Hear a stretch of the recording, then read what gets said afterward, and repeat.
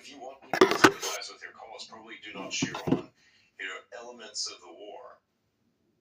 Especially that. I think that is kind of, from my perspective, if I was a citizen of that country, I would see it like that. Actually, as a matter of fact, if I was a citizen of that country, I would most likely be conscripted because, I am of fighting age. And their standards for fighting age have been, let's just say, expanded to the point where you have, like, say, people in their 50s or something like that, being forced to fight at the level of someone in their 20s or something like that. It's fucked up. It's fucked up.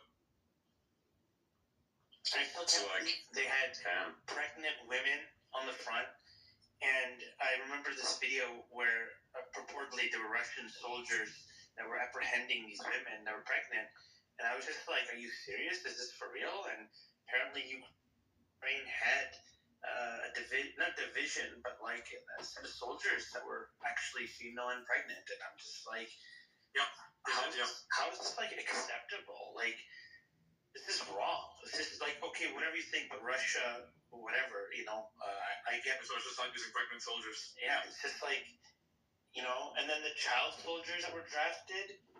16-year-olds, yeah. I mean, well, not drafted, but like. They volunteered themselves, but still, it's like, how the fuck do you allow a 16-year-old into the military? That's just messed up. Yeah, like quote unquote volunteered, more like societal pressure from within, So it's. I mean, they're brainwashed. If you watch their training regimen, a lot of these young kids, teenagers, are essentially brainwashed by in these Azov training camps. Azov is their sort of like a militia sort of group. And they teach them to love Bandera and fight for the glory of Ukraine. It's very much like Hitler used, if you watch their training stuff, which they put out themselves, by the way. This is not some Russian propaganda. You can watch it. It's quite alarming to see this. And the West is cheering it on, financing this, saying it's fine. It's actually not fine. If this was happening in, say, Africa, everyone would be appalled by it. It'd be like those are child soldiers, because they are. It's messed up.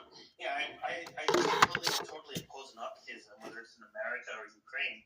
And, there are these, fascists in Ukraine that were absolutely funding, propping up, and they hate Jews, and they hate minorities, and they've killed and attacked them. And it's unacceptable. It's very, very unsettling.